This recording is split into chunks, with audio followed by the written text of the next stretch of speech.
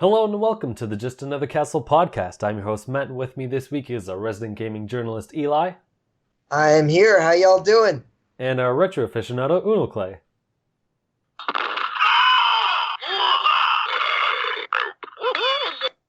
Hello. So That was a thing. Yeah, I wasn't sure whether that was like I heard like burping and right farting and stuff. It was a poorly recorded sound effects from Zombies Ate My Neighbors in honor of George Romero, who passed away this week, dating this podcast inevitably, but dating this weekly podcast. Dating this weekly podcast. Yeah. Like R.I.P. King of the Zombies, George Romero. Play Zombies Ate My Neighbors or some other zombie related game this week in honor of the guy who brought you Slow Zombies. So, how you doing? What a great way to start a podcast. Bummer. Hey, Zombies Ate My Neighbors is one of the best SNES games of all time. I've talked about. Sure. I just mean starting off with a death. Hey, I mean, like, you know, that game wouldn't exist without him, so it's like a good thing in a way. It's like, think of the positives that came out of this guy with a really demented imagination. So there you go. One of my friends on Facebook posted, this would be a great time for George R. Romero to come back to life. That's awesome. That's probably not the only person who made that joke, but that's funny as heck. All right, now let's get into what we've been playing now that we're happier. So I haven't played much, but I have played a bit of ARMS in Splatoon 2, so I guess we'll start with ARMS. Max Brass was released this week, and I played a few matches before going online, because Unoclay sent me a message once, like it was live, and I thought it'd be fun to like play as him online with them, because I figured, hey, no one has really gotten into this character, so maybe I can get... swoop in and confuse people and win some matches. And I did for a bit, and then Area Master was really reaming me up the butt. Yeah. But and then Unoclay, I was getting kind of as upset at you because I think you were seeing that like maybe I was gonna win or something, like the last tournament or whatever, so you're going against me, and I'm like, look, buddy, I'm only going against one person for a bit, and then I'm changing. Now you're trying to kill me and keep attacking me. Fine, I'm going to try to attack you, see how you like it. And then if you kill me, Area Master's going to kill you. That's your problem now. Yeah. No, the to give context to this, what Matt's talking about, three of us, two Matt and myself and another friend of mine, were playing online, and if you haven't played Splatoon ARMS with more than two people, it's somewhat similar to playing like Smash with three people. You never want to be the monkey in the middle kind of problem, because you're just going to get decked from two directions at once. In no way at any point would I say I was consciously attacking you. In fact, if anything, quite the opposite, because Area Man, my buddy, was winning the most, and he was ahead in the points. I think both times we went through it. Yeah. And so like I would tend to go after him more, but then the problem with ARMS, if the listeners haven't played a 3-player or a 4-player match, is that as soon as you try to like jump on somebody like with your special attack, or if you really corner somebody, you know right behind you someone else is sneaking up to hit you in the back of the head, and you know it. And it's like this problem that you're like, I've got to finish this guy, and then I instantly have to turn around and attack the other dude that's coming up behind me. And so if you were thinking I was specifically doing it to you, no, it was probably mostly because I was A, losing the most, so I needed to get my hits where I could, and B, like I just know, like, it's all betrayal. There's no teams. You're just you're instantly betraying someone else. You know, you're like, as soon as something happens, you betray. You know, it's it's fine. Even if it was, there's always someone. Yeah. I mean, it was fun. I was by far the worst in that match. Like you won overall, if I'm not mistaken, right? One of the I don't know what you call it. Like, let's just call it a tournament because I have no other words for it. But Up to 20. yeah, one We of were the playing 20. one of Yeah. the like 2 full tournaments we were a part of, because I jumped in like halfway in one of them. Like Oh, one yeah, of them right. I won, and then another Right. I lost, and then half of one I think I like caught up a bit, but I didn't like actually Yeah. win. Yeah, But, yeah. no, it's You fun. were doing good. You clearly have a better handle on motion controls than I do. Oh, I think it was just because I was using a new character and no one knows like what's up with Uh, him, and I'm like, okay, because he has like he's a lot more, or he's a lot stronger too. Like his arms, They I stage- forget. They don't like home in on stage- people. I forget. Yeah, The his- description is like it's harder to control, but when it hits, it does more damage. His So- special is one of the best in the game off the top off my first view of him, which was that night. I mean, his arms stay charged for the final end of the match, like automatically charged. I mean, like that's a ridiculous, almost OP power. Like Well, that that's he's like got Springman actually, because Springman, if you get him down to a certain amount of health, his arms are charged.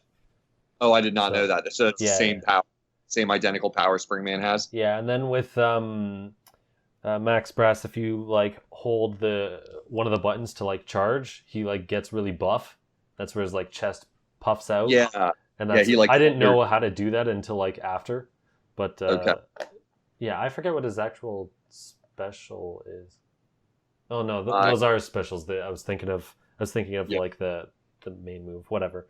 But yeah. no, it's fun. Yeah, that's the problem with 3 players is trying to move in between different people, because pressing the button can be weird when you're playing motion Yeah. controls. And then if Yes. you move to someone else, or if you move closer to someone, it'll automatically target someone else. So you could change a target and then it goes back. You're like, no, I wasn't done. So it's Yes. a bit of a mess, but that's about, you can't really do too much. Yeah, I agree. Like, I think mechanically, switching between characters is very, very distracting and tough.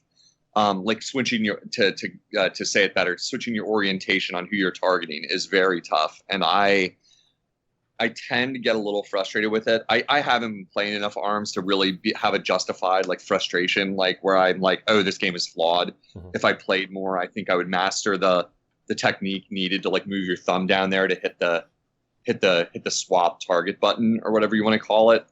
But every time I try to do it, I feel like sometimes I miss the button, or sometimes I like maybe I don't know if I'm hitting the wrong button. Sometimes it feels like I can't quite tell, like, but the Z targeting, the retargeting, whatever you want to call it, is a bit confusing to me. I feel like it's not my favorite part of the game, and therefore I kind of haven't had the best time when I'm fighting more than one-on-one. I tend to feel like I'm losing a lot because of partly the targeting issue, and I wish there was a more intuitive way to retarget on another character. But Yeah, and you also can't really like I guess combat counter was the word I was looking for. Man, I'm dumb. okay. There's not a real good way to like counter if you're attacking one person. How are you supposed to defend your backside, sort of thing? Exactly.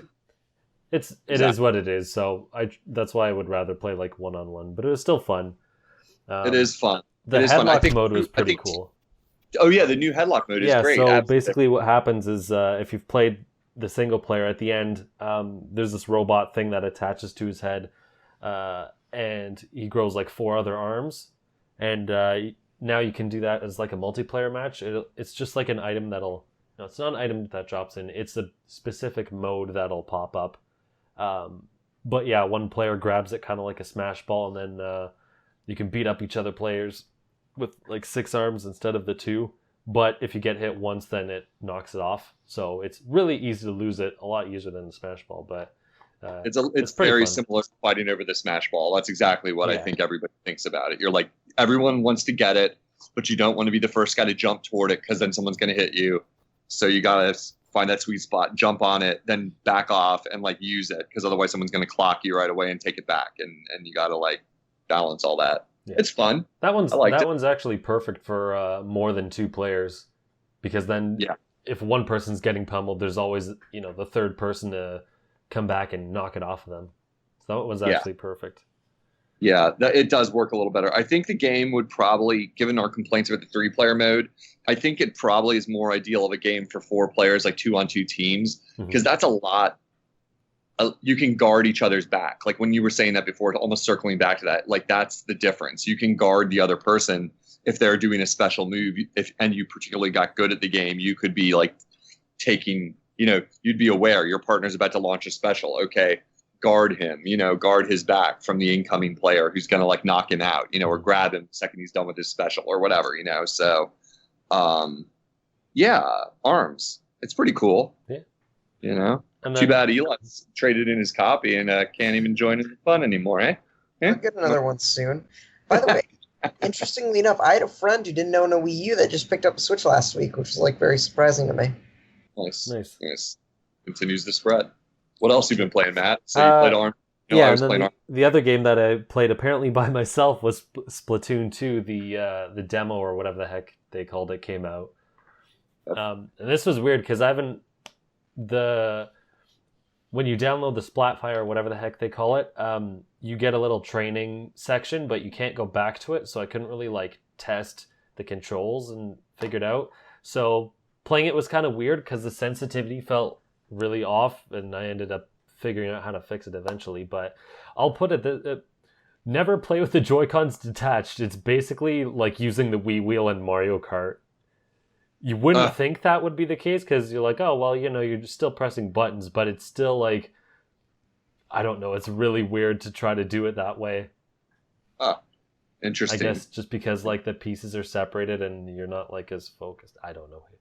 Maybe it was just because I don't remember if it was because the sensitivity's off, but I did feel it was a bit weird to use. But I just put it in the grip then. But I can't remember if that's how I played it in the test fire or not. I think I did play it with the two Joy-Cons in my palms, like for a couple matches, and I didn't think it was that bad. But it's been so many months, I can't remember exactly because I know I tried the grip and then I tried handheld mode as well, so I can't recall. Yeah, it's been a while. Interesting. It's interesting you had such a strong reaction to it. What team were you on? Go back and play it. Let me guess. What team were you on? Hot dog, no, ice cream.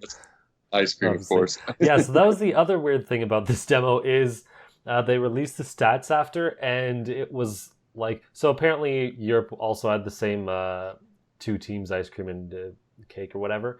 But apparently in Europe it was more even, but in North America it was 76% of the players were ice cream and the others were cake. And I think we called that last week. Yeah. Did we call that last week? I think we did. Yeah, so what ended up happening, which was really weird, was I didn't actually count it down, but I think I played between an hour and a half and maybe 2 hours of this demo out of the 4 hours. And I was mostly playing against ice cream players. I think like 3 or 4 times I played against like Team Cake or whatever. So I don't really know how they got statistics for how one team was better if we were fighting ourselves, which is really weird. So I was just like, I guess the teams are gonna have to be more divisive next time. The scoring on this the next one's gonna have to be like, is hot dog a sandwich or no? Or a pineapple on pizza, yes or no? Like, we're gonna have to get divisive, folks. Yeah, gotta have these teams even. I mean, like that.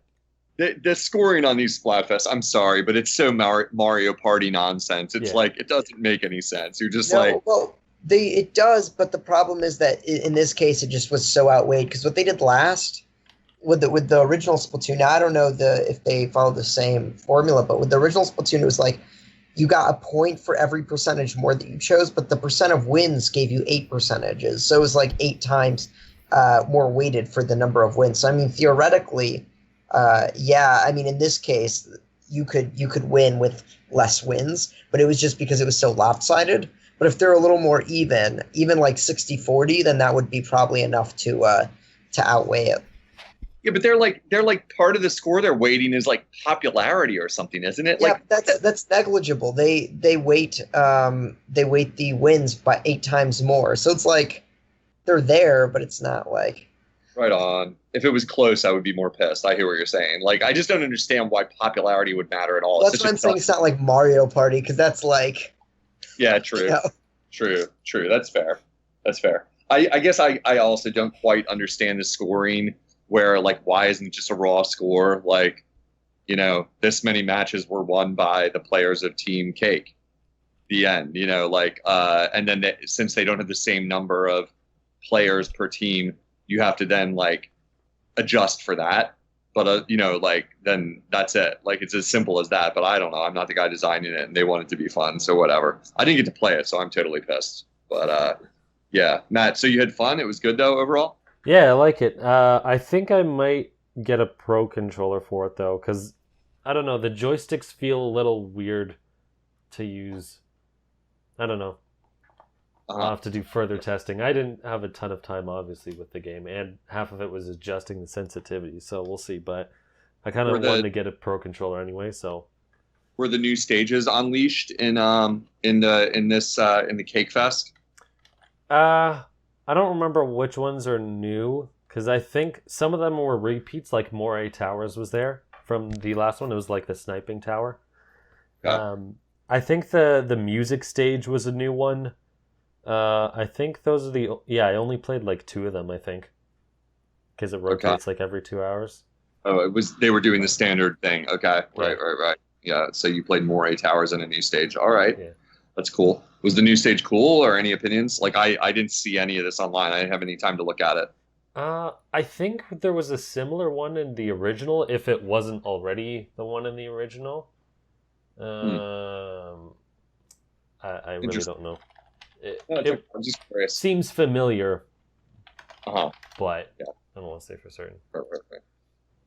Right. I know somebody else on our little team here has a lot of Splatoon knowledge to throw at us here. I don't know. Did you play anything else? So you want the other guy to jump in on Splatoon? Okay, No, there were a couple of new stages I played. Sorry. I might. Go on. Oh, what were you? What'd you say? I was just saying that I did play more than 2 stages here, but so there's some main stage thing. I think that was new. There's like an Art Academy thing. Actually, did I? Oh no way! I don't remember. There's a skate park. I know that was new. That's pretty cool. Well, I can assure you that I have a genuine copy of Splatoon 2 that I've been playing for about 10 days now, I think. Did you also migrate really, really, really far south while playing for some reason?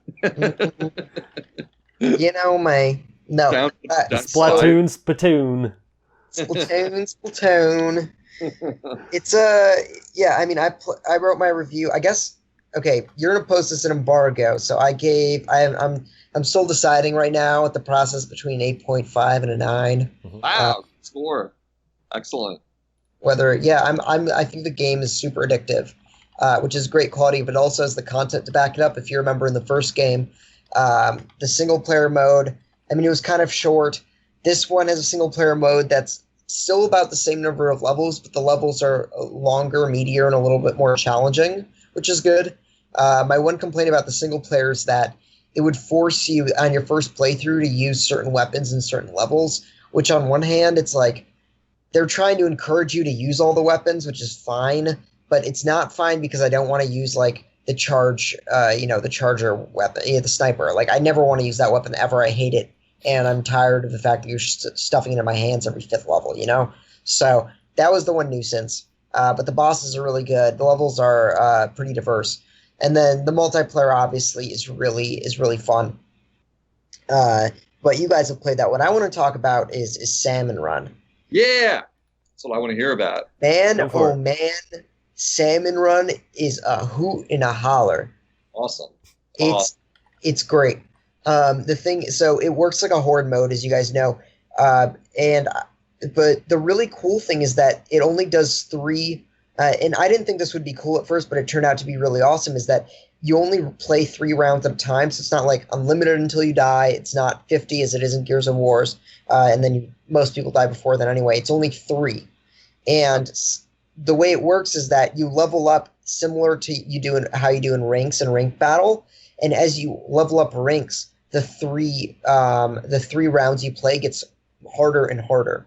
So in a way, I feel like this is an even better type of horde mode, because if you're playing another type of horde mode, you still have to run through the easy parts again and again every time you restart. Mhm. In this case, that isn't the case, because whenever you level up or rank up, you're going into a harder, a harder 3 rounds.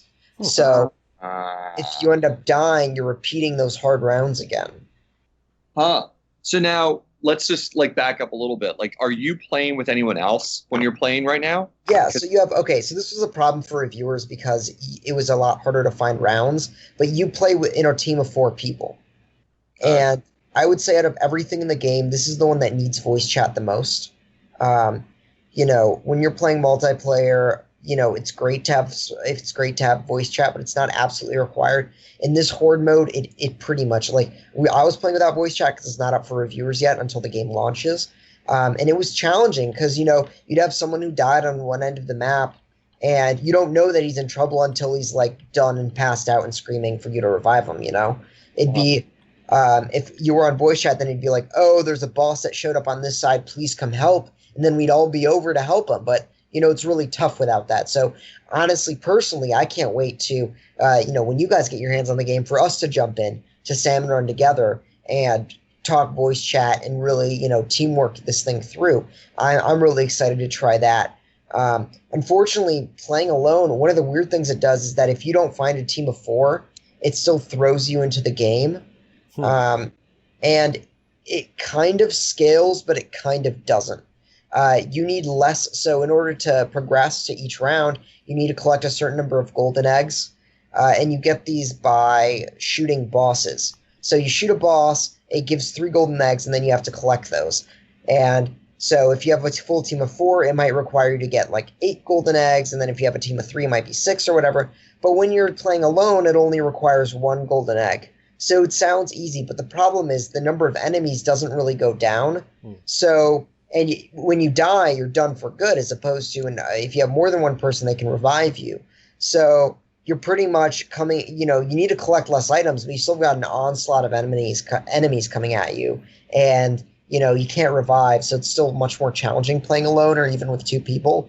But if you got a good crew of 4 people, or even you're playing with 4 people that are randos, but they're not incompetent, that game mode is going to be really fun. And I can't wait for people to try it out because I really loved it. And I think it's a highlight and definitely something that sticks out.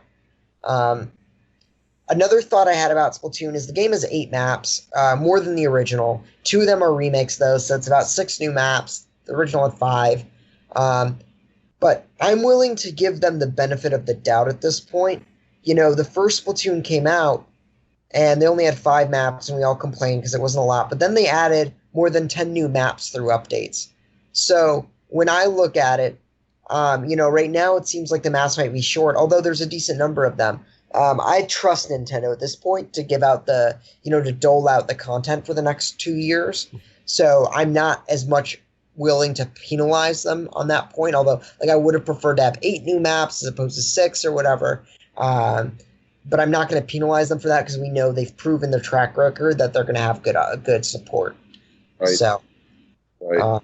Well, it's surprising that you love that mode so much, because I wouldn't have, I figured it would be a fun mode, but I wouldn't have thought that highly of it.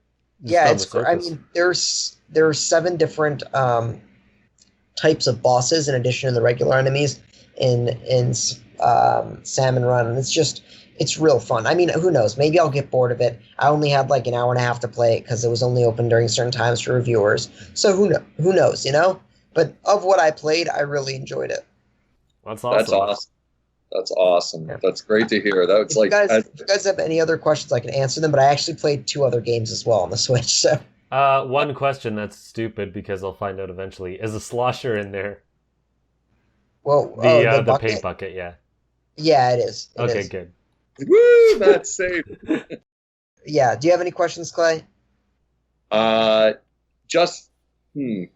I guess my only thought would be, and you probably haven't spent enough time with it, since Salmon Run is something, as I've said many times, I'm super pumped about. I love a good horde mode.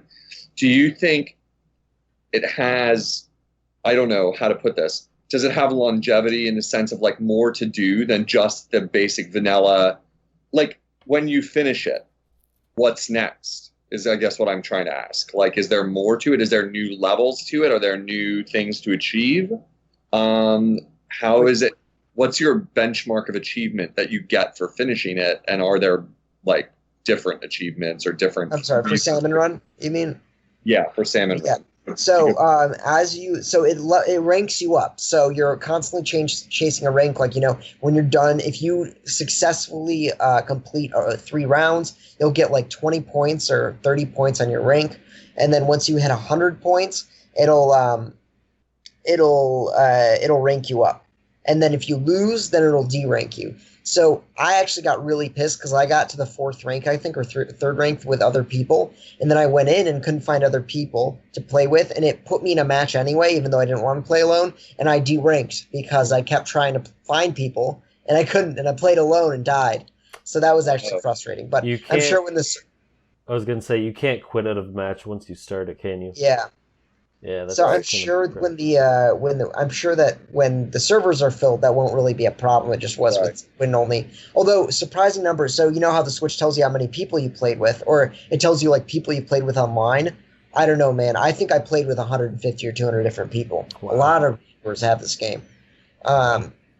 And then the other thing. Oh, and then there are also like unlockable perks that like if you collect a certain number of eggs, it'll unlock stuff for you. Okay. There's that as well. And and final question, so we can move on because it sounds like we have a lot to talk about. Or final question for me anyway. I'll say is that so not having watched a lot of videos of it because I could tell right away I was going to love it, but just in a general sense, is it the same environment or board or level that you play on each time, or is it kind of like rotate different scenarios that you get dropped into? Yeah, I mean, I played on one map. I think there's a second one too. I'm not sure, but I only played on one, and there is deviation in the way where there's an extra part of the map that opens up like every other round or something like that, and it's kind of random. So like there's a base part of the level, and then there's like an expansion that opens up like half the time. It's random. Very interesting. So, but it's the same map. But because the enemies are diverse, it doesn't really feel like I'm stuck. Yeah, I mean, it's not the end of the world for me either way because the one, like I've said before, the one horde mode I got really addicted to was zombies on that Call of Duty, and I played the same freaking maps hundreds of times, just hundreds upon hundreds of times, getting better and better, where I was just masterclass at that mode on these certain maps. But I always wished there were more after I'd played 100 hours of it. But it took till 100 hours where I was noticing it. But I was like, I wish there was a different room I could fight in occasionally, but whatever, here come the zombies. So neat, man. Yeah, I mean, the quick thing on the regular maps, and you guys probably noticed this on the Splatfest, but there are a lot of side areas which are really intricately, there's the main, if you just run through the center, you're going to hit the enemy. But in a lot of maps, if you go to the right or the left, there are devious ways to get onto the other side's territory or splat the other side's enemy territory without them really knowing, which I really thought was kind of ingenious. It'd be one of those things where there's a space between 2 platforms, between your side and the other side, and it seems like you can't, the jump is pretty wide, but spaced just perfectly enough to where if you jump while you're in squid form, you'll make it over, that sort of thing. Right. So, right, yeah, that's classic Splatoon. Almost every map. I think every map in some way has that. There's arguments you could make for some maps are a little more bottlenecked, but every map in original Splatoon is at least to some degree gives you some options of how you're going to assault, so you can play the head game of are they coming from the left above, or are they coming from right, or are they coming straight up the tower, or are they coming from the side of the tower, that kind of thing. So neato. I'm super glad to hear the positivity toward that mode, because that's, like I've said, is what I'm looking forward to the most initially, is my first thought. So awesome. Mm-hmm. Oh, so I played 2 other games. I'll go through these quick. Sorry, but they're new Switch games, so I feel they're worth talking about. 2 indie games. One of them is a game called Demambo. It's an interesting. It's kind of like an 8-bit Smash Brothers like game where you play as like this little circle, and the goal it's a multiplayer. The multiplayer part, the goal is to knock the other people you're playing against outside of the screen area to kill them. There isn't a percentage bar or any health bar, which is kind of weird. So there's not really any advantage to like laying down better damage or laying down more hits. You just have to position yourself strategically to hit them out, which is kind of weird. Not a huge fan of that. And then the other problem I had was that the physics themselves are kind of floaty and weird and hard to get used to. It's a shame because the game itself is styled very cool, and I love the level designs. There's a single-player mode as well, which is like relatively challenging. It's really well designed and colorful.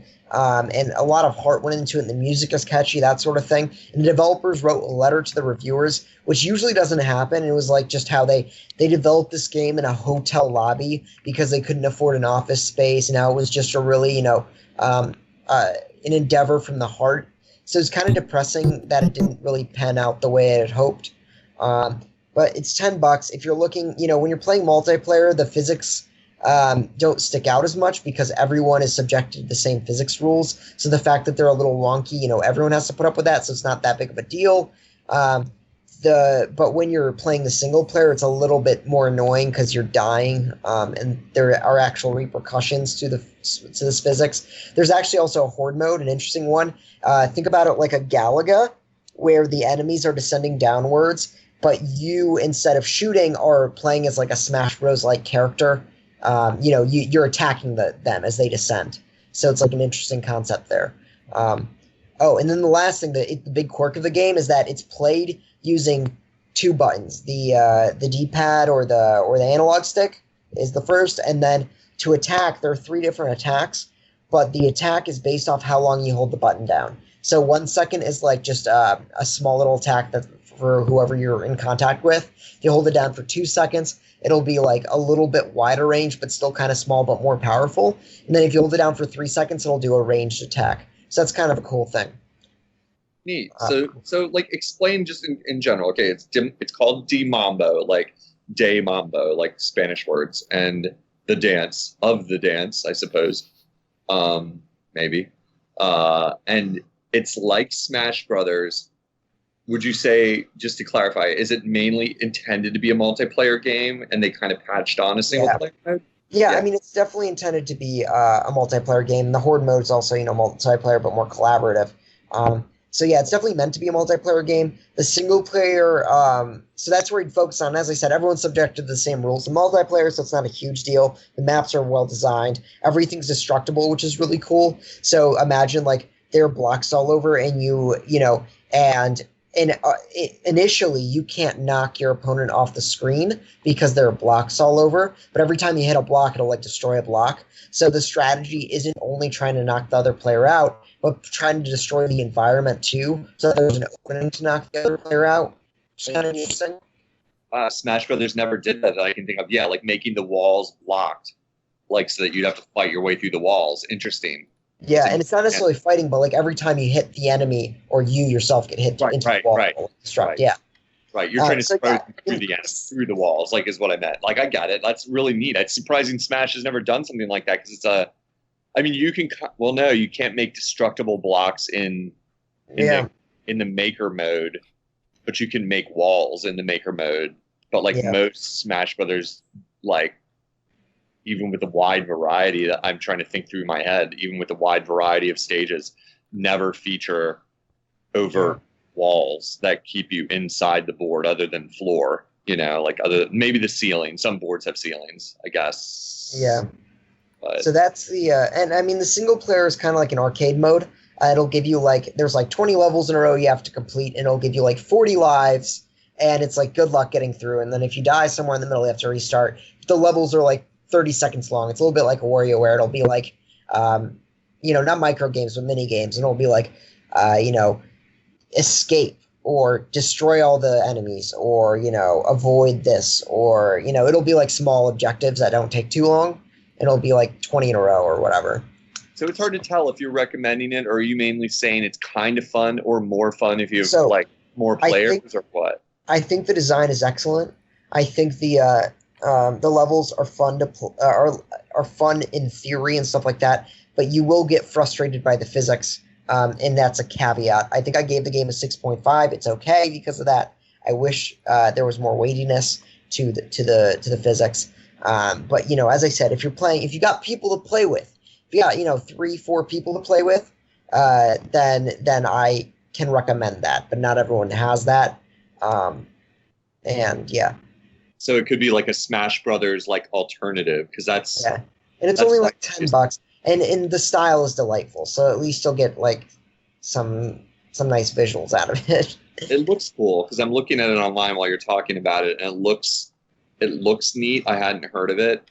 My friends mostly come over to play Smash Brothers or like play old retro games, but it's not like I couldn't use a game that's like an alternative to Smash to kind of dick around with friends when we're like bored of.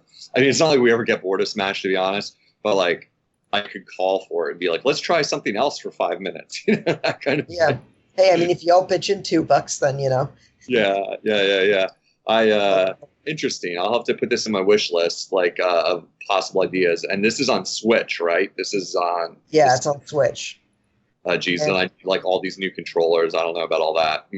Well, you can play. Yeah, no, I mean, since you only require 2 buttons, any controllers will work. So just one Joy-Con works just fine. The other game I played is Levels Plus, an addictive puzzler. Don't buy it.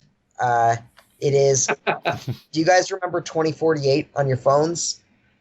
Oh, No. Okay. I kind of. So it's not that exactly. It's a little bit better. It's a little bit more strategic. The way it works is that you've got like blue blocks, which are good, and red blocks, which are bad.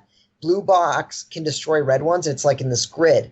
And if you combine 2 of the blue blocks with the same level, it'll go up to the next level. So if you have 2 level 1s, they'll combine to make a level 2. And then you have to make 2 other level 1s together to make a 2. And then you combine those to make a level 3, like that sort of thing. And then there will be red blocks, which will be like level 4. And then you've got to make a level 4 on the blue block to destroy it. I'm going to upload a video to my YouTube channel you can check out. But it's like 2048 in concept, just a little bit more complex. If it were $1, I would recommend it, but it's $7, and it's not worth.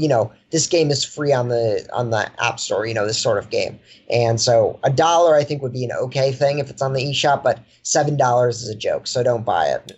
Instead, buy Demambo, maybe. Yeah, I was gonna say save the $7, maybe throw it toward Demambo or any of the other many great games that are. Yeah, I mean, we've been over, so sorry to plug this, but, Nintendo enthusiasts, we've been making an effort to try to review as many of the indie games on Switch as possible, and we trying to get codes for almost everything. So, there was a new game that came out that was like Resident Evil 1 on the Switch. We got a review for that. We got, I don't even remember, but, if you're looking for indie games to pick up, there are a lot out there, and I was surprised there were like 5 new ones last week, for example, so they're coming. Make sure you get something you're going to like. Yep.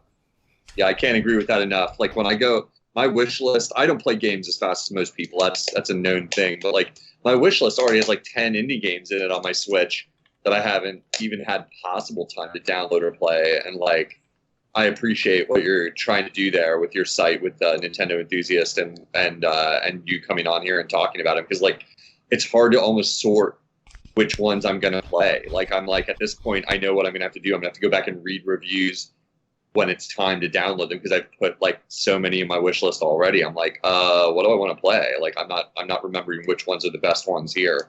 So, yeah, I'm going to list Stay Mambo based on your comments. I think it looks pretty cool. The visuals, like you said, look pretty cool. And, your complaints about the physics aside, that it would be at least a neat little diversion, like to play with friends or something like that. So yeah, and if you can get used to the controls, the arcade mode, the single player is actually pretty fun. So cool. I actually remembered before the podcast about a game that Pocket Rumble was set to release, I think, around the launch or so of the Switch, and I checked back, and it still hasn't like gotten a release date. I thought they said it was supposed to release like in May or something, like. Because I know they delayed it. I think the delayed one was like May, or maybe that was the original date. But yeah, apparently that's not still out yet. I don't know if it was a one-button game, but it was like 8-bit fighter type of game that looked kind of neat. Surprised it's not Yeah. out still. Yeah, that's it. That is kind of weird now that you mention it. I mean, it could be the background, like licensing or quality control with Nintendo. Who knows, like what's going on there? I remember that game too, and it looked pretty interesting. It was one of those games that stuck out even in the big indie demo reel that they gave off. That you were like, wow, like that game looks cool, like or it sounds funny at least. So interesting. All right, so Una, why don't we go on to what you've been playing? Not a whole lot. Yeah, like I was going to message Eli and say, just take my time because I had a really, really busy weekend. Friend was in town playing a concert, so I was busy with that. And my block party was Saturday during the Splatfest. So, and a really famous punk band from my city called the Dead Milkmen were playing a free show, like literally during the Splatfest. So I was at that. And then missed the Splatfest and didn't play a lot of games. I mean, I could go on at length of how I came home drunk and played a bad NES game called Defender of the Crown for a while, but I don't think anyone needs to hear about it. It's not a very good game, and it's really dated, so I won't bore you with that. I played ARMS with you, and we already talked about that. So my gaming week was a little smaller than average. I also tortured myself with some Yo Noid. You young'uns won't remember, but Domino's Pizza had a mascot called the Noid back in the 80s, maybe the 90s, and they had a sponsored game that they put out for NES that I was playing called Yo Noid. Like it stands for, it's spelled Noid if you're not hearing me correctly, and it's the idea is that you're annoyed when your pizza gets there, like get it, annoyed. Avoid the Noid was their slang. All the oldsters listening to this will remember. Avoid the Noid was a big marketing push that went viral, as it were, back in the day. And they even had a tie-in game on NES. It's terrible. And again, like I just kind of sometimes cycle through my old games that I know are bad, but I want to remember exactly why. And so I'll put them in and play them for a while. Like, I don't know. I just like kind of garbage games sometimes a little bit too. I have fun like laughing at them in a like kind of angry video game nerd way. And Noid is just like one of the worst platformers ever. It's so stupid and dumb and redundant. I could try to make up a series of expletives like James Rolfe, but I'll spare you and say it's diarrhea, donkey ass coming out of your mom's mouth here. There you go. So glowing review from Unoclay. yeah, it's not good. I didn't really play anything else. I'm going to be traveling a lot in the next couple of weeks. So I've like kind of been laying off on my Switch because I know that'll be my main way to get my gaming fix like coming up.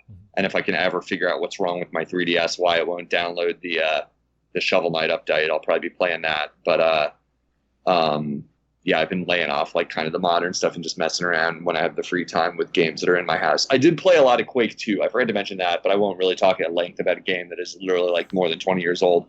Quake, as we all know, is a very famous series, very similar to Doom in some ways. I never played a Quake game in my life. I have a friend who, in fact, still plays Quake.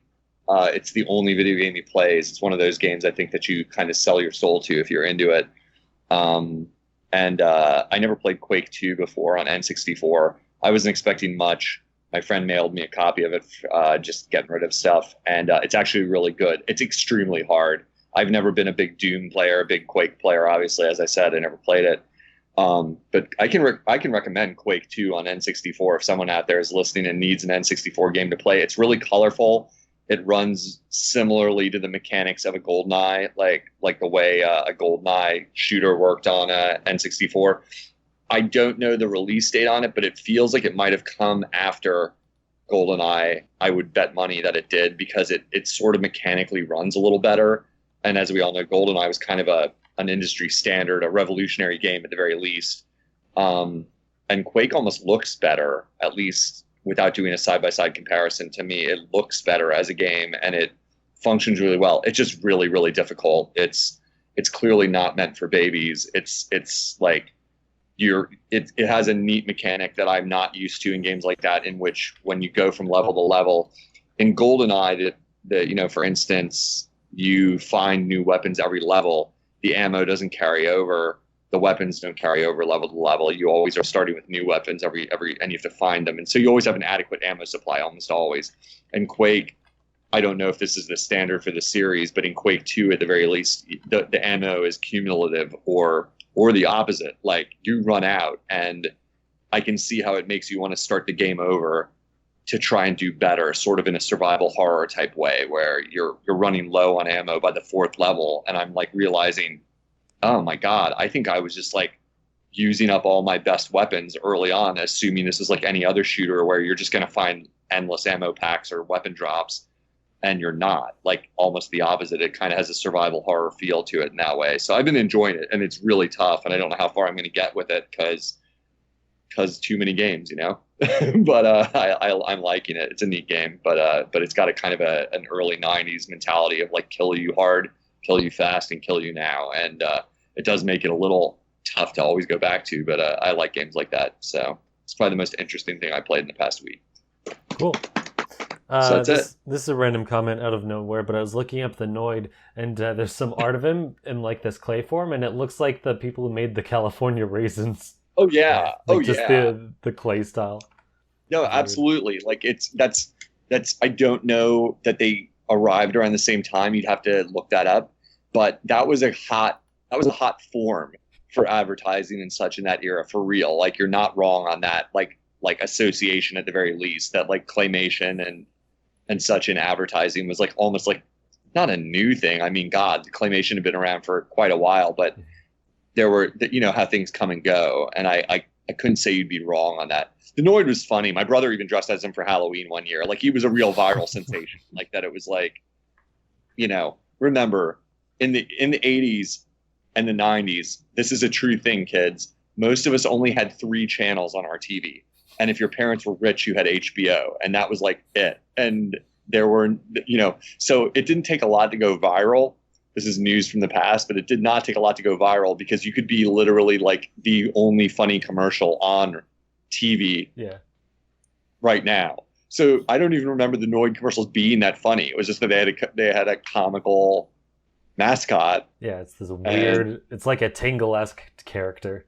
Yeah, this weird like short guy dressed up as something absurd. Yeah, and having a tie-in NES game isn't like it didn't ever happen. There's plenty of examples we could sit here and name off, but it wasn't common either. So that one like sticks out because it's like weird. Like Domino's Pizza had a video game, you know, like, and you know, this was before the Burger King man.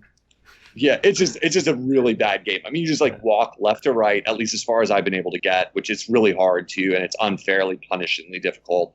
You just walk left to right, you jump from platform to platform. The collision detection and like the platform physics are really bad. Like you'll fall through a platform that you shouldn't have and things like that. The special weapons are monotonous and stupid. It's really one of those games that James Rolfe should review as the angry video game nerd. Like it's just so bad. It's just awful. I think he did because I think that's the only reason. Yeah, he did. Oh, did he really do a video of that one? No, I don't remember it.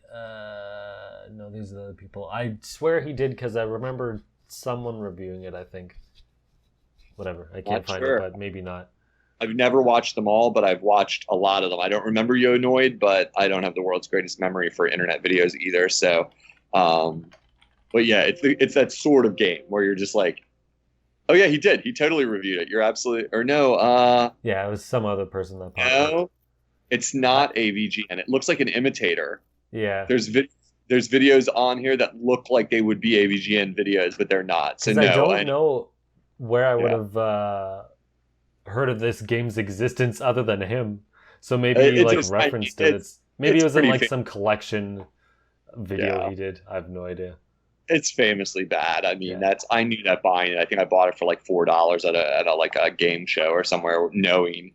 But I'd never played it and I'd never seen it. Like never watched a video of it. And I just like bad games. I can't help myself. I think they're funny to sit and play a little bit of and think about game design from the bad end of it. Then I'm like, this is awful. Like what's wrong with it? You know, and I'm like, everything, but what specifically, you know, and that's kind of fun, you know, like, in a weird way. Not like I should probably spend my time playing more better games, like since life is short, but, hey, you know, give me a break. I like a bad game occasionally. So that's it for me for this week. All right, cool. So we'll move on. They announced just today that Splatoon is getting an anime, which is weird. but it's not as extensive as I thought it would have been. Apparently, it's going to launch on Korokoro's YouTube channel. So I thought it was going to be like an actual TV show. Apparently not, but that'll be interesting. I guess they're going to test the waters before going to TV. We'll see. Who is Koro Koro? It's a Japanese magazine, and most Nintendo You say people who would... is a Korokoro? Yeah. It's actually a type of like Pokemon. It might as well be, because that's the only reason I know of it. They announced new Pokemon. That's the relevance to me. That's why I know them. Yeah, I didn't know what the way you said. I thought it was like a YouTube celebrities channel, and that's what didn't make sense to me. I was like, I should have phrased that why better. would they have a Splatoon anime on somebody's channel? Some channel, yeah. No, okay, yeah. So Korokoro's producing it. They're a magazine company, but apparently they also have a YouTube channel. That's going on there. It's coming out August 12th, so it's actually soon, or soonish, which is weird. Do you think that all the dialogue will be in Splat talk, like the way the game talks? Ooh, I don't know, because it's on YouTube, I'm automatically going to lower any sort of like expectations for what they're going to do. Because I can't imagine that they're going to put a ton of money into something that they just put on YouTube, which is going to have like a limited audience, and I'm not even sure how much how many subscribers their channel has. I'll look up while I'm writing this, but yeah, I'm gonna say it probably doesn't have voice acting. I kind of like, it sounds kind of awful in my head because like I lived through the like Saturday morning cartoon revolution in the 80s and 90s, like of like really bad adaptations of everything, everything from Super Mario Brothers to WWF wrestling to everything, and they were all so bad.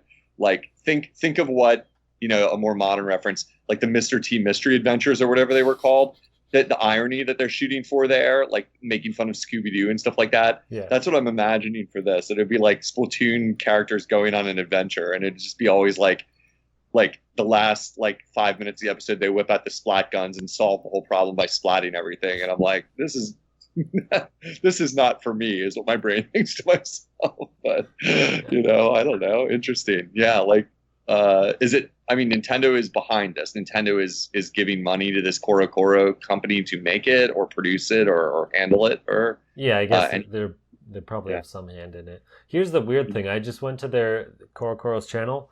They don't have that many subscribers. They have 150,000 subscribers, which is not a ton.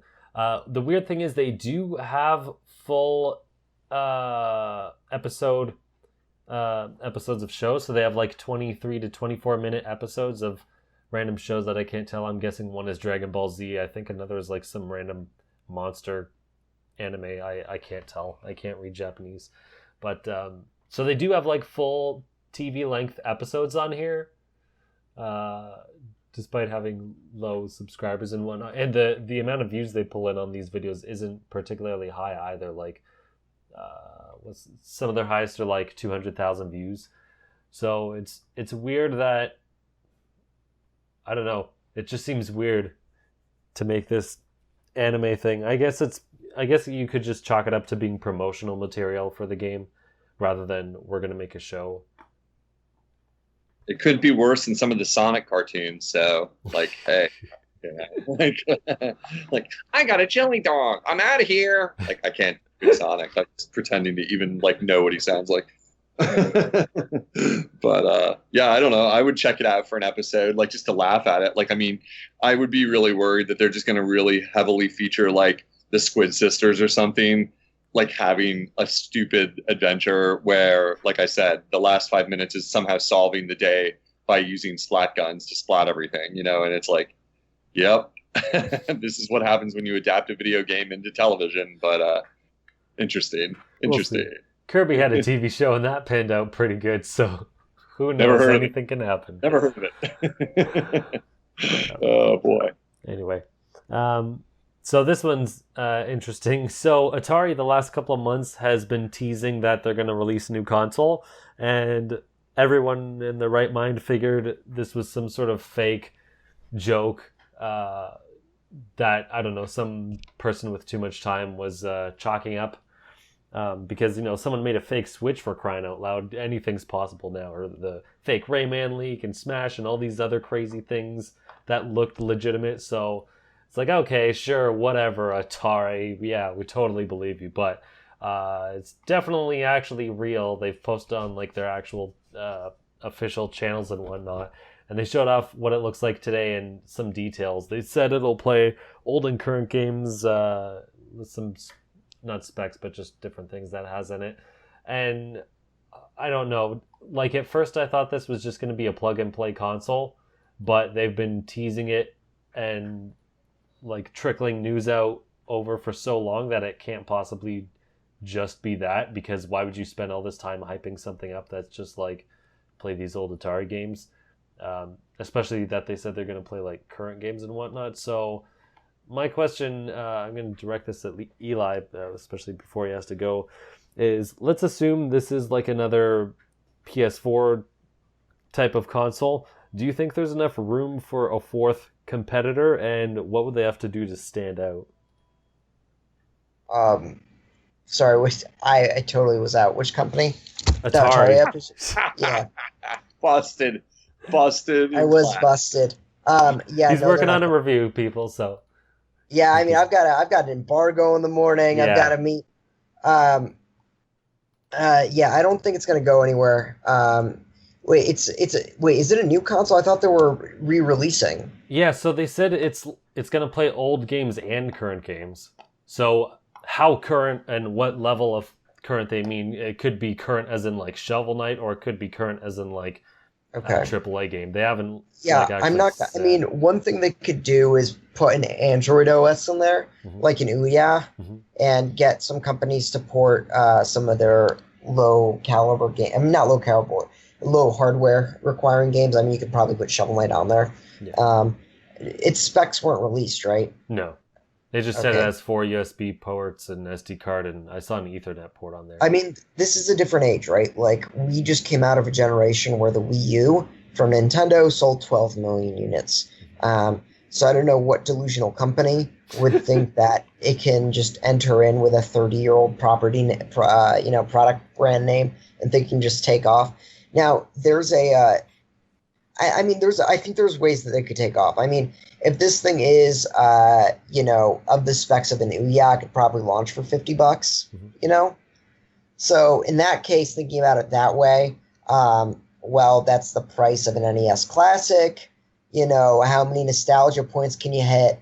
How many, can you put it at the checkout lanes of your local, Bed Bath & Beyond for $50? Will people buy it? Probably. If it's an actual legitimate console trying to compete, it stands no chance, because there's, where are the exclusives? You already have three consoles that are very competitive, right?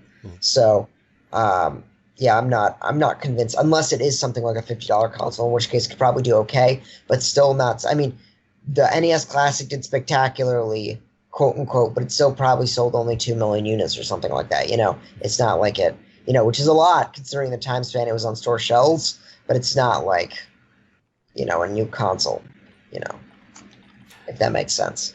Yeah, I don't know. It's really confusing because I can't see like an actual company come out and be like, yeah, we're going to be like a legitimate fourth pillar in this race. I mean, you could say Xbox did, but the Dreamcast was like kind of dying, and there was at least like room to move in, and also like there were new things to add, like online gaming. Like, sure, fine, PS2 had online, but I mean, like the Xbox kind of pushed it. But I don't really know what Atari could do. And here's the other thing. I just looked up Atari. Are they owned by someone else now? I don't know. The rights are really weird. It's like the name is Atari, but it's not really Atari anymore. There's a long track record. I forget where I heard it, but basically it's a mess. Okay. It says Atari's parent corporation is bought from its owner. Okay, so I think, yeah, so it's Infogrames. Okay. Infogrames market cap. Just looking up some stock information here. Okay, I think if I'm looking up the right company coming up here, the company's worth $92 million. I don't see how you can release a new console that much money. Like, that's enough to develop 2 games. Yeah. So, I'm sorry to spoil the fun for everyone. No, definitely not. Like, my answer, what I'm confused about is why, if it's not going to be like this huge console, why bother spending all this time like teasing it? It's like, okay, you're going to spend like what near to a year teasing this thing that's just like, yeah, it's a plug and play thing. You can download like new indie games, like that's it. Like, I mean, all the other consoles do it. What would be the point? Like, most people probably have a console or Steam. As I said, if you've got something like the NES Classic. Now, one of the mistakes of the NES Classic is they didn't have online, right, for an eShop. I mean, imagine if Atari releases like a $60 console, connects to the internet, has its own eShop, comes with 30 built-in games, and sells additional ones for $5 a piece or whatever.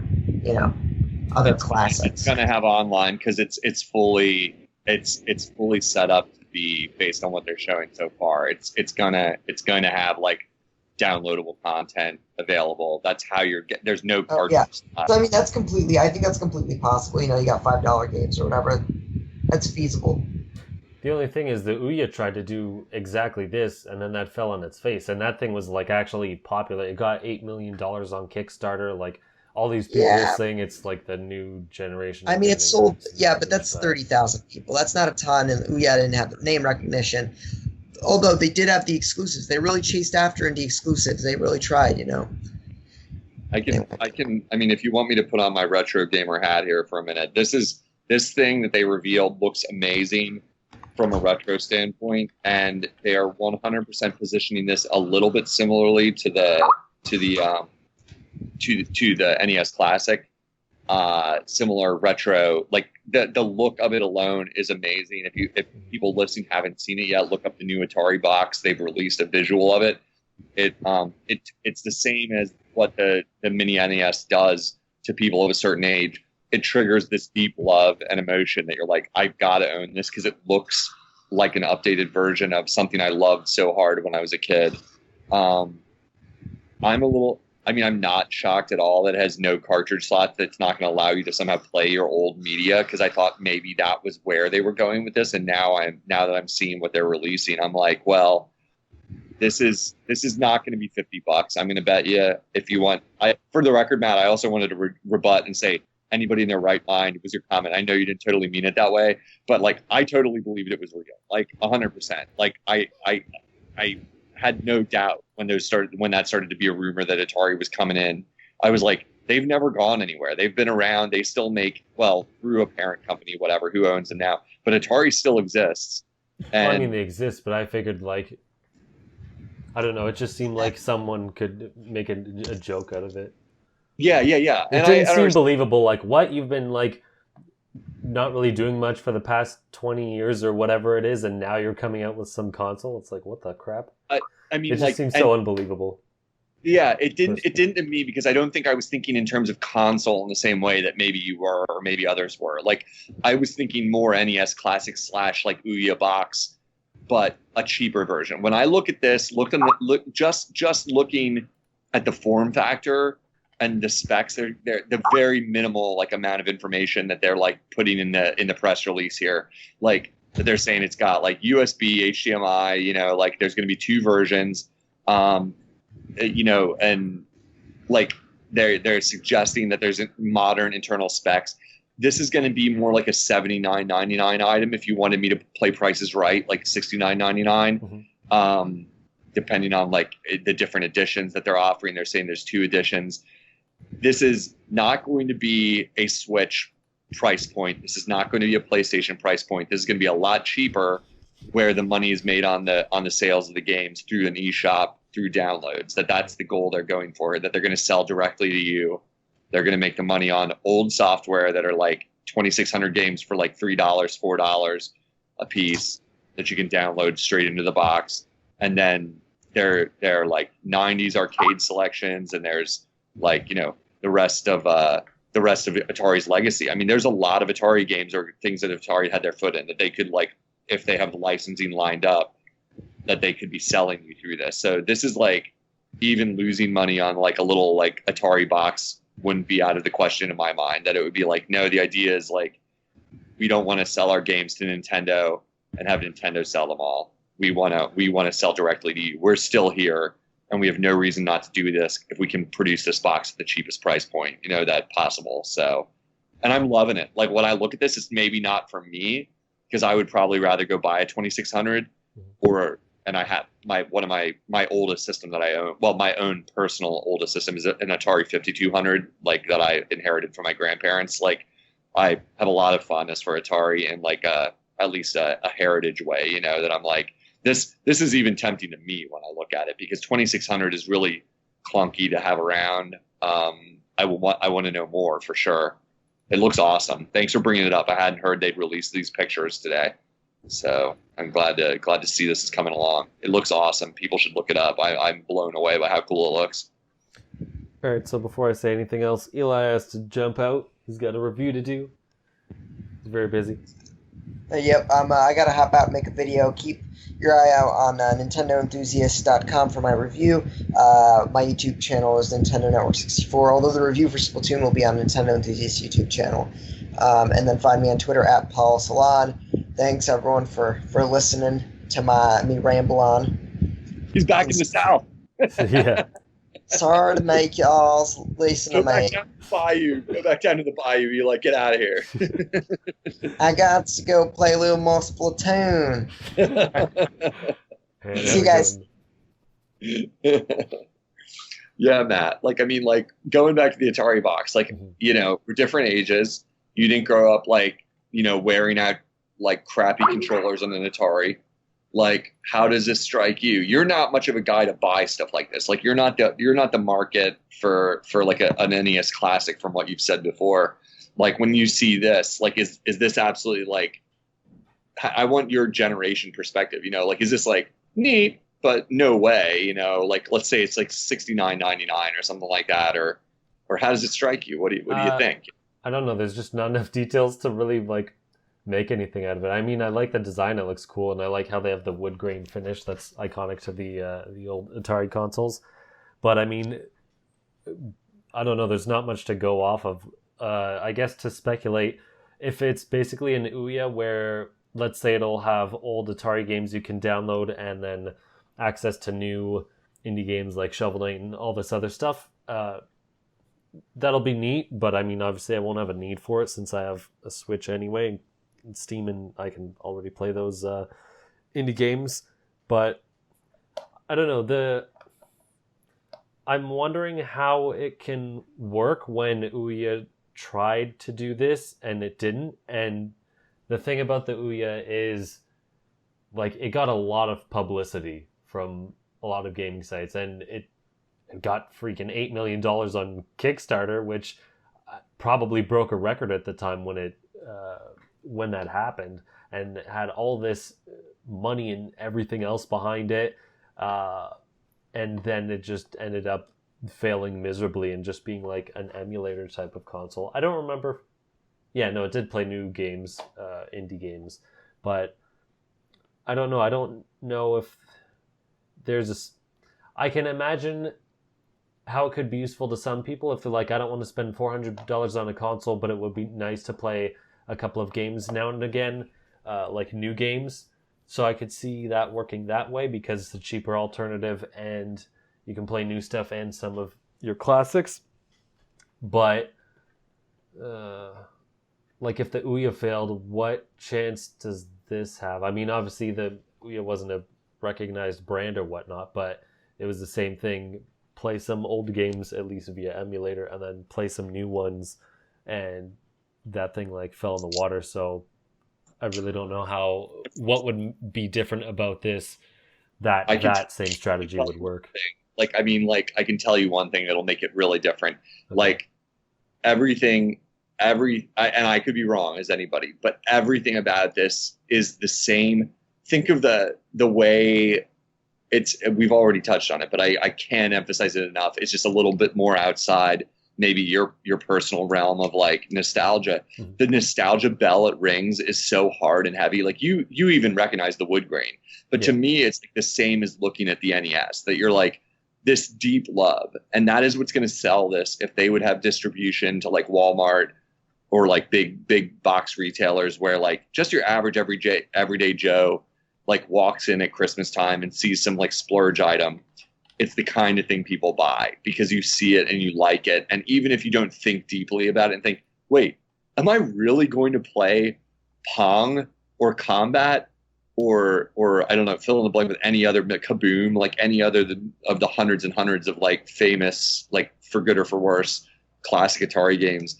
Like, am I really going to sit down and want to play it? Is it worth $70 to me? It's going to sell it just cause, the same way the mini NES would have sold had they made it widely available. That it was like, you know, people see it, they remember Super Mario Brothers on like some level, and they're like, I want to play that again. Like, I want that feeling again, and you'll pay the money imagining that you can recapture that feeling. You know, something that I think about a lot playing a lot of retro games, that you're chasing the dragon of a lost feeling that you can never quite recapture, but you miss, and sometimes you can almost feel it again because you're just like, man, this was like the most amazing thing to me.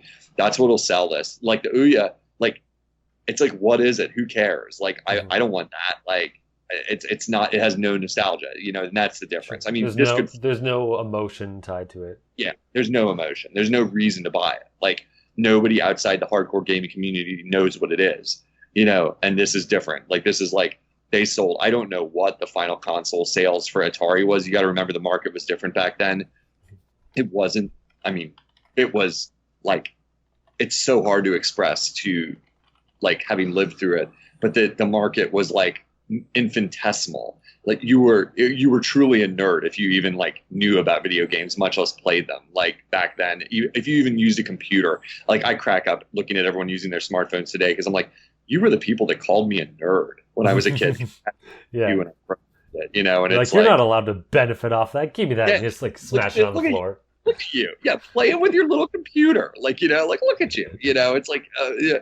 I mean, so I don't know what the overall sales for the original Atari. I just Googled it for the 2600. It sold 30 million units. Okay, see, and that's insane back then. It was ubiquitous. Everybody had it. It you know, it's a similar situation to Wii.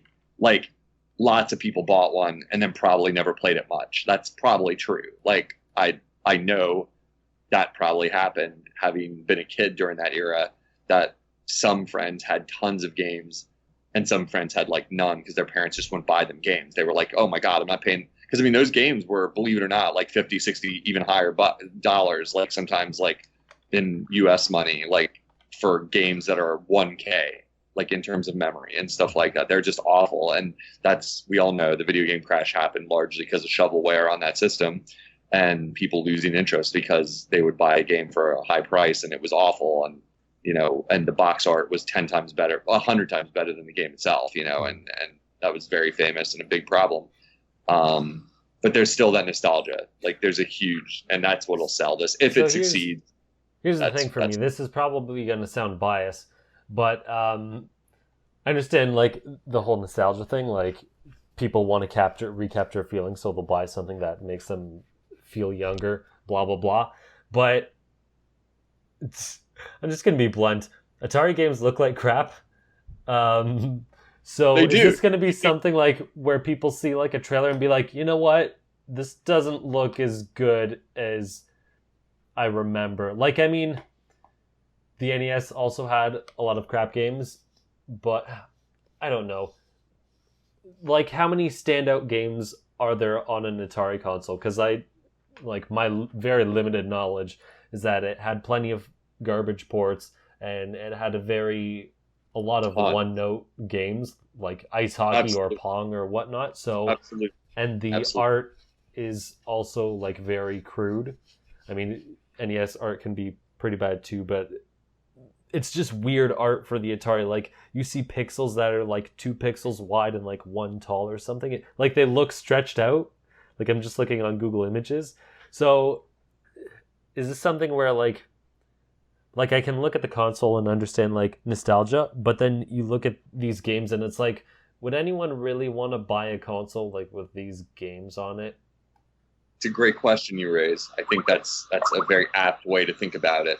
And I think part of what they would be capitalizing on would be people not thinking too deeply about it. But like, Yeah. if I want to know more about the library, because like if they have a library that extends it well beyond the 5200 and then the 2600 and then the 5200 and then the 7800, and the 7800 was basically parallel to an NES in some ways, and never succeeded. It was a flop of a system. But they also had a whole computer library, like Atari had Atari computers back in the Dizzy, even prior to the 2600. And then they have lots of arcade games. Like I would suspect, not knowing who owns all those properties, but my guess would be that if you're going to do this, you're lining up those licenses, or you've already got them. If whoever bought the package deal for Atari, whenever that was sold to that other company that Eli named, that they have those. I mean, the arcade market for Atari is enormous in my mind. I don't know the numbers, but in my mind, I think of Atari these days, I think as much as arcade games and games that have appeared on other systems over the years since Atari kind of went under, as I do original Atari 2600 stuff. So the key for them in advertising would be to make sure to remind you of those other games. That would be like a wide buffet of like, yes, the classic stuff you're thinking of, like show you the hilarious, ironic screenshot of E.T., the video game on 2600, which is very bad. Like I played it a ton as a kid, and it's a broken game, and it was very frustrating. It's a true story about that game being frustrating. It's not the worst game ever. It's just a very frustrating, bad game. And then like mix it in with like much more modern stuff and like remind you, no, Atari's never really gone away. And in fact, you remember a lot of stuff that we've done that's cool. You're just not totally thinking about it right now.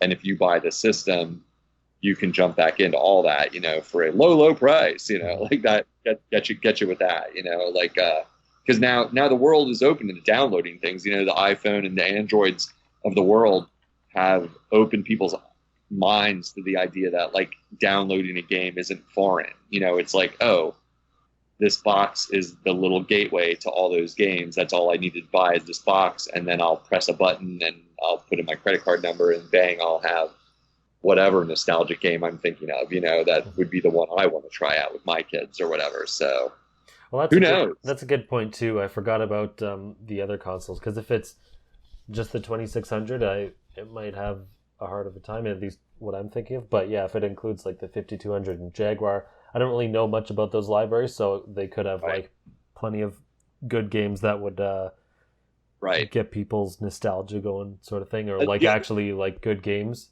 I just look at the 2600 and I'm like, oh, but I mean, there might be stuff on the other ones that they would package in, so that could help.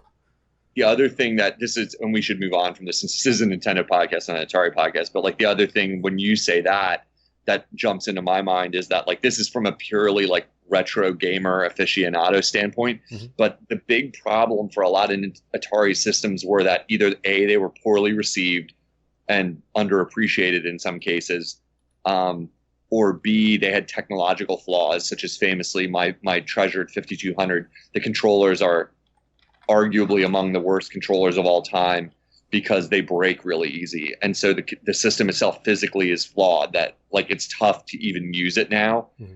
And this is purely from like a museum piece preservationist mindset as a retro gamer. But I'm like, this is a neat way that like, if they're planning to include those libraries in this in some form to preserve those games, because I personally think of like, for instance, as I've said, my favorite 5200 that I have just the highest levels of nostalgia for, overriding any sense almost, that that library is almost inaccessible to a lot of people. You have to jump through a lot of hoops to get working controllers for the system, and then to keep them working. And even if you've done that, which I have, you still have trouble playing the games. Like I have like 4 different controller sets of different types that were made by third parties that don't all function with all the games. So I have to be swapping controllers out, like physically out of the system to like play different games on it.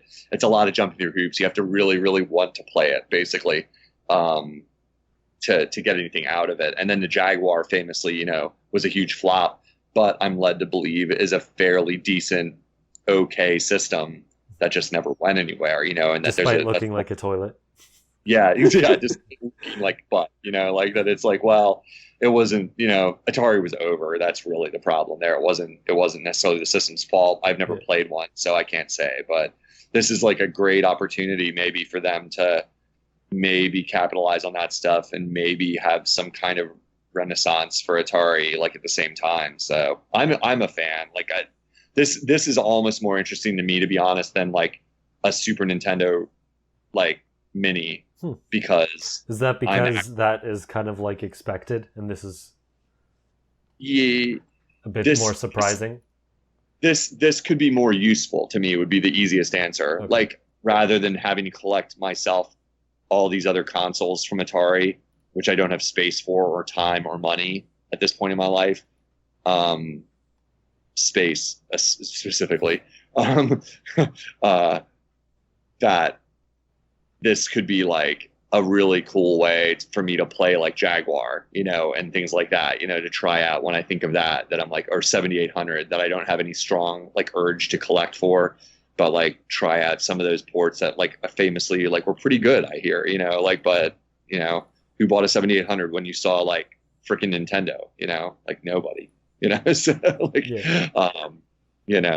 I can't deny, I really like the look of it. I mean, they nailed it. They couldn't have nailed it better when I look at the spaceship design plus the wood grain, that I'm like, wow, look at you guys. Like the lit up Atari logo on the front is enough to set my retro heart a thumping. I'm like, that's awesome. Like that's all I want right there. So neat. Thanks for bringing that up, even though it's not exactly Nintendo related. This is, some Nintendo games did appear on Atari consoles, like Mario Brothers, the original Mario Brothers, not Super Mario Brothers. The weird turtle pipe where they were actually plumbing. Yeah, where they were actually plumbing. Yep, played a ton of it as a kid, like with my brother. I still have my copy of it from my Atari 5200. And I remember even as a kid understanding that Nintendo was a different thing and being like, why is a Nintendo game on this Atari? It was before NES debuted, and like years later, I remember still playing it, wondering why that existed and never having an answer, So yeah, it's not totally un-Nintendo related. So yeah, I thought it'd be cool. I do want to add one more little thing about this. Nice. I was gonna keep it short, but the other thought was, if this was going to be like a legitimate fourth pillar console, like what could it possibly do to stand out? And for the most part, I would say nothing, because PlayStation or Sony and Microsoft are already so similar as it is. Like a third version, there isn't really much you could do. And I know you're going to say I'm hypocritical because I said Nintendo should have those AAA games, but I think at least they do weird handheld console controller stuff. So there's that to differentiate them, and their exclusives, obviously. But I think with a fourth console, whether it's Atari or someone else, the only thing I could actually see that would be substantial is having B-tier games. And I know that sounds really stupid, but there's, since like last generation, the B-tier like generation of games has died. It's either indie games or it's AAA, and that's all there is. And especially with games can get so expensive, especially with DLC and all this other stuff, like a third option of, hey, this is a $30 game, I think could be interesting. And you could also fund a lot more interesting ideas, because the problem is when you're working with like a AAA game, people don't want to, or I guess companies don't want to spend too much money on something that's too different, because they want to see like an investment. So hence you get like a lot of sequels or a lot of similar games, like Shooters was huge last gen and still this gen. So that's why those are getting made. But if a fourth company wanted to come in, I think the only bet would be to fund games of like a mid-tier quality and make them exclusive, because they would be more substantial than indie games. Like if you have a console and it's just indie games, like you'll sell that to like a handful of people, I think. But if you have like somewhat meatier games that, you know, other consoles don't have, that's basically all you could do. Because if another console came in, you're not gonna get a AAA exclusive on your platform. Like that's just never gonna happen. Sony and Xbox can barely do it themselves, so you know some other console isn't going to. But I think that'd be the best bet. The only problem with that is that would be insane to be like, we're going to start a new console. We also have to put like hundreds of millions of dollars to develop, you know, our own exclusive, somewhat smaller-ish games and hope that they all turn out, because our whole business is betting on these games that we all have to pay for. I don't think there could actually be a legitimate person to come in and do it, but if they were going to, I think that's their only way to do it. I don't think there's any argument against that any system could use that, as you put it, B tier game, like at that price point you're mentioning. I don't think about that a lot, but you're totally right. Like the world, Nintendo is struggling with that. We all see it. To bring this back to like Nintendo, almost like they're struggling with pricing. Nintendo is a stodgy, like kind. Well, they're not so stodgy anymore. They're trying to get hip, but like they're an old company who for a long time has been trying to fight back against the modern like movements in gaming, or at least not really trying to stay uber current with their way of doing business. And they're struggling with that pricing. I don't think they're fully resolved on that yet, because we all see that most games they're releasing, they're aiming for the AAA price point. Mm-hmm. The 3DS, we've seen some movement on that for like some games. Usually the ones you don't want to play that much are a little less, like, you know, the $40 price point or something like that, or a game that, you know, they're admitting maybe isn't the greatest. I mean, I'm being a little bit of a jerk to say that, like, just my opinion. Like, I just usually feel like the games I want are always the ones that are the highest price point, and all the other stuff feels a little bit like, yeah, no thanks. You know, so I don't know. With the Atari Box, like you said, like wrapping that up, we don't know enough. You kind of led by saying that. We don't know enough. So there's a lot of speculation right here. But like with the Atari Box, I can leave that aside and say, sure, maybe. Like, who knows? Like, we need to know a lot more what this is, what they're trying to do with this idea. With Nintendo or any of the other consoles, like that's a great point, that there could be room for growth for like the middle ground of the B tier, like that we're missing, because like it's all the indie versus it's all the AAA, you know, and it's like, I don't know. It's hard to say whether that can succeed as a business model currently or not, because it's like really like, you know, there's that pricing. It's almost like a pricing donut hole. Like, we all want our games to be really cheap at the bottom end. We want them to all be $10 or less games, you know, and like give us way too much content for that price is what we all pretty much want, like selfish little children that we are. Or we want, you know, or we're just resigned to paying a lot for like the best games, so that we're just like, okay, well, you know, Splatoon is going to be $60 plus tax in America. You up in Canada are probably going to pay $70, you know, or whatever, like after you're all said and done for Splatoon 2. And we're just willing to lap that up because we know Splatoon is a huge game that's going to be really polished and really good and have a relatively large amount of content over time. And like, there's that weird suspicion of a donut hole you fall into for the middle ground of the pricing, that you're like, $30. Why? Does this game suck? You know, like what's with the 30? You know, like that. You know, like what's with the $25.95 or whatever? I don't want to pay that. You know, like I want to pay less. You know, like once you're already charging me $25, why not $15? You know, that kind of thing. It's hard to say. I'm no pricing expert. Whether that can work or not these days. It's a very strange time in pricing for games, I guess, overall. Yeah, it's weird because it could be like this interesting market where in the middle it's too expensive for an indie game, but no one wants to pay for it because they're not aiming for AAA kind of money. So it's like they could have interesting games because when you're on the AAA end, you have to play it more safe. But I forget what I Hard to was going say. to say. Yeah, I don't know. I just keep remembering this game called Hellblade, which they're aiming exactly for that, like this mid-tier game. They're going to charge like $30 for it, but it actually, I'm not sure if they have mocap in it, but it is a 3D game, and it looks like AAA quality as far as like production values go. So it's interesting. That'd be nice to see come back again. And I think prices have been, I don't know, prices are being pushed around all the time. Like, what was it? There's a puzzle game. Oh, The Witness. I think that was like $40, and that kind of irks some people. Like $40, it's a puzzle game. Blah blah blah. I don't know if it's worth that value or not, but there's definitely indie games that are trying to push the margin. So I don't know. Maybe eventually, if someone came out with this type of mid-tier game, like, it would seem acceptable. Like, if I looked at Hellblade, I figured it would have been charged for $60, but it's not.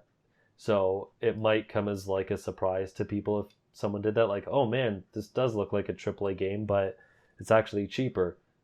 This is good in a sense. I don't know. It would be interesting to see that open up again, because I think there's a lot of things that are missing without it. But I think I've rambled. I agree. Well, what else we got, man? Depends. Did you want to go over that question this week or save it for next week? Oh crap, you're not here next week. Yeah, sorry, listeners. I'll be off for a couple weeks here. I won't be able to tune in, but that doesn't mean you shouldn't tune in, because Matt's going to have tons of surprises and special guests. Oh gosh, every week. He's got You're so doing much. It again. No idea. I'll be off the podcast most likely for the next 2 weeks. I don't think I'll be able to tune in, so I apologize, everyone. Maybe I'll play some cool games. I'll be in New York City, so I'm trying to think of a way to do something funny while I'm there. Like maybe I'll break into Mike's house. Yeah, well, Mike's moving. Oh, like yeah. We heard. Well, when is he moving though? And he's out in Queens. I don't know if I'm going to go all the way out to Queens to just like break into Mike's house and like find a weird, dirty Pokemon edition, like 3DS under his bed or something. Like, no thanks. I'm good. No, I'll probably be at Barcade in New York City, and I'll probably visit Nintendo World at least once, like while I'm there. Maybe I'll even go there and get my Splatoon 2 copy there while I'm in New York City. So like, I was trying to think of a way to like record like some weird stream of consciousness or just take some pictures. I don't know. We don't really do much visual stuff for this podcast, so it's got to be audio, whatever I do. So we'll see. But no, we could wrap with that if we don't have other news. I mean, you have any other? No, that was it. Okay. So, well, why don't you introduce the idea you wanted to talk about? So my question was, with Star Fox 2 coming to the NES, or the NES Classic. Wow, I already screwed it up. With Star Fox 2 coming to the SNES Classic, are there any other unreleased games on any console, Nintendo or not, that you'd want to see re-released? Yeah, it's an interesting question. Like, we were talking offline, like, about whether, or not offline, we were talking, like, off the podcast about this idea. And, like, it's funny when you try to think of unreleased games you care about, my brain immediately started answering it incorrectly with, like, games I want to see re-released with an HD upgrade. And then I'm like, that's not what you're asking me. You're asking me about games that don't exist in a way like that. Yeah, like, or in the proverbial vault.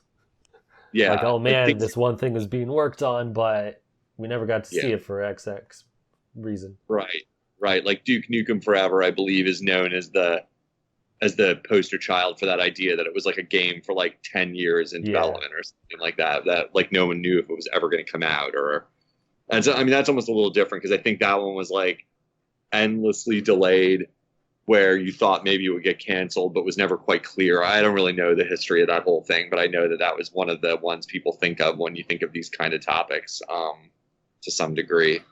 Let me ask you, what made you think of this question? Like, it was mainly the Star Fox thing, and you were like trying to think of other games like that, basically? Yeah, because I just thought it was really weird, like this game that people know of that existed, and weirdly enough, the game was actually finished.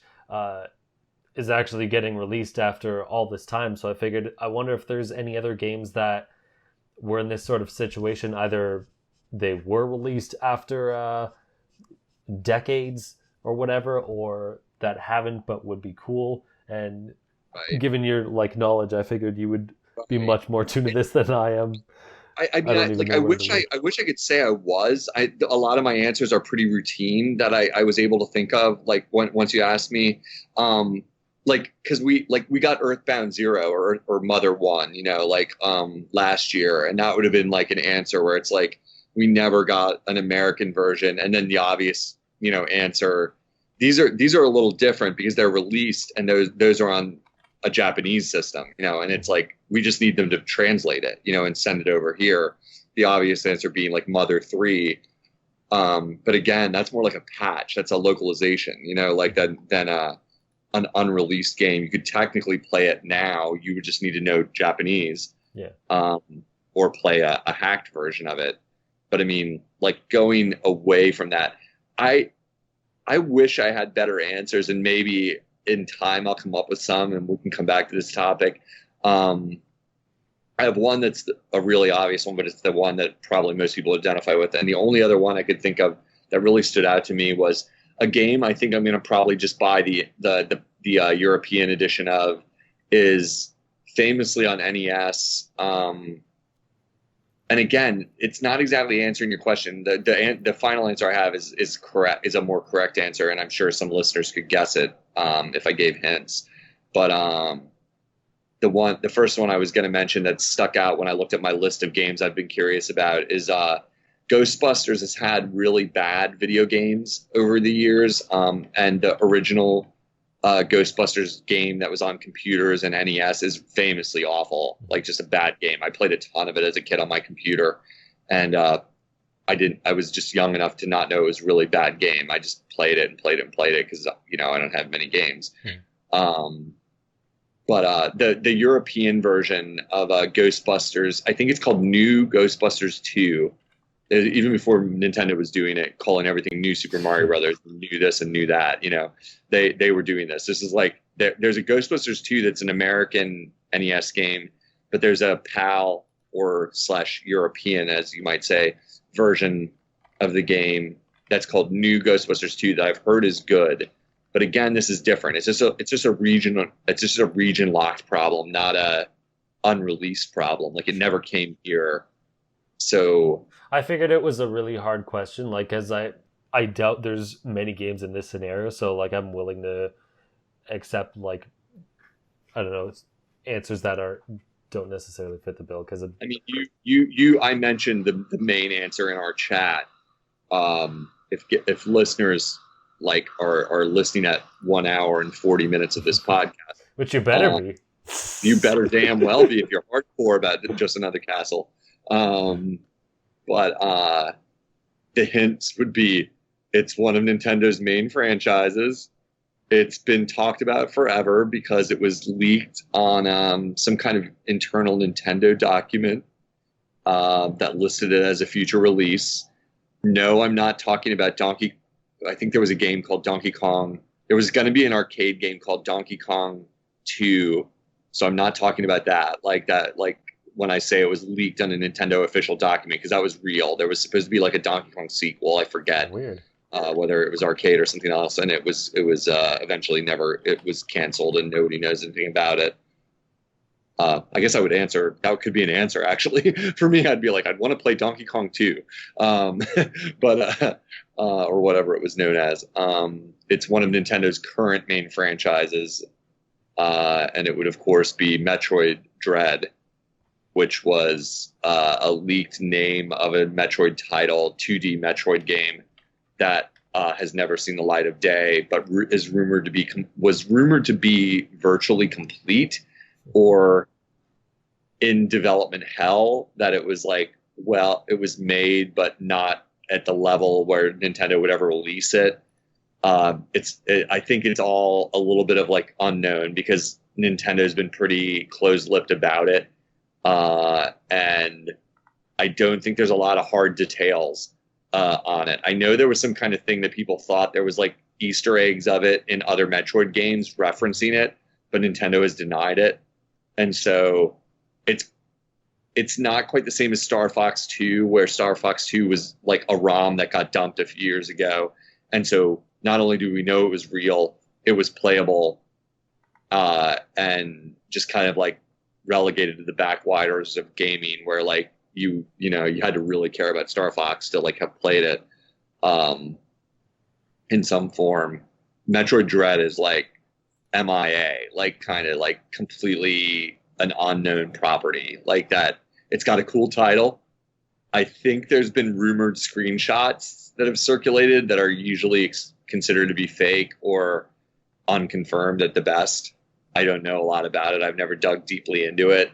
And I know it's almost like meme level of like game people want. That is like, when's Metroid Dread coming? If like before this E3, if you were going to like call out this E3 and say like, what do you want them to release? What do you want them to announce? That would be like something that you jokingly like wish for, like at E3, that they revealed Metroid Dread to return, so who knows, maybe it exists, maybe there's files. Nintendo doesn't throw things away, we all know. So I love me a good 2D Metroid, so I'd be all for that. And that would have to be my best answer with short notice to like try and come up with a good answer for your interesting question. Since like who knows what it would be, whether it would be a Super Metroid like kind of follow up, or if it'd be a little bit like a Metroid Zero Mission like remake, or who knows what it is. It's intriguing just in the fact that we don't know anything about it. So yeah, I remember hearing it for a number of years too. It was really weird, and I just looked it up, and apparently Metroid Prime 3 had like an Easter egg. It said, experiment status report update, Metroid Project Dread is nearing final stages of completion. So they definitely, they definitely referenced it. I played Prime 3, but I took me so long to finish it because I found it pretty boring. Like, to be honest, like I know, like I shouldn't hate on it, but like I thought it was a kind of boring game. I like Prime 1 for the record. I never played Echoes, but like I did not remember that. If I saw it, I might not have known what the Metroid Dread meme was when I like saw that. I would have probably just thought it was another part of the like the mythos of the Prime series that I never quite understood. I just played the games. I wasn't like super into the figuring out what the mystery was. I was just like, I know what it is. It's Metroids. Like, we're going to get to the end and it's going to be Metroids. That's the answer. Like, I'm not really caring. Like, just let me get to Mother Brain. That's all I care about. But interesting. I remember hearing that it was like, there were like confirmed references to it in Nintendo media that like made it be like, this isn't just a fiction, that it actually existed. So, interesting. Yeah, Metroid Dread. That'd be the answer for me. Or like localize, Mother 3. Yeah. Or please. Rayman 2, apparently. Rayman 2? Oh, no, that was the prototype, I think. Okay, yeah, no, that was a prototype. But I wasn't familiar with that. Like, I think I heard what you were talking about, but I'm not sure. Oh, wait, no, yeah, that's what it was. There was they made a Rayman 2 prototype on the Super Nintendo. They ended up releasing that, which is kind of cool. So I guess they didn't get that far with the game, because the actual Rayman 2 is like a 3D platformer. But interesting. I never played a lot of Rayman until Rayman Legends and Origins like came out on Wii U. Like, I really liked those games. They're really amazing. Or the one on Wii and the one on Wii U. Like, they're both really amazing games. But those were my first Rayman games. Like, I never played Rayman back in the day, so like I don't have like much knowledge of that. But interesting, yeah. I remember playing the first on PC. It was pretty cool. I don't think I beat it, but I like the art. It was really nice. Yeah, the art seems to be the big thing in those games, and I can definitely recommend those games to people if they haven't played the more modern ones. I mean, for me, the interesting about your question really that it reveals is that a company has to be really around for a long time or be really legendary to have any answer to your question. That it's like, like flash in the pan studios that exist for a few years don't have these back libraries of games that like we all dream about, or They don't have remember. like 6 different development studios or whatever. Yeah. And Nintendo is one of the few that's been in the game this long. They are one of the oldest game companies, like, period. And they therefore do have things that are lost and forgotten,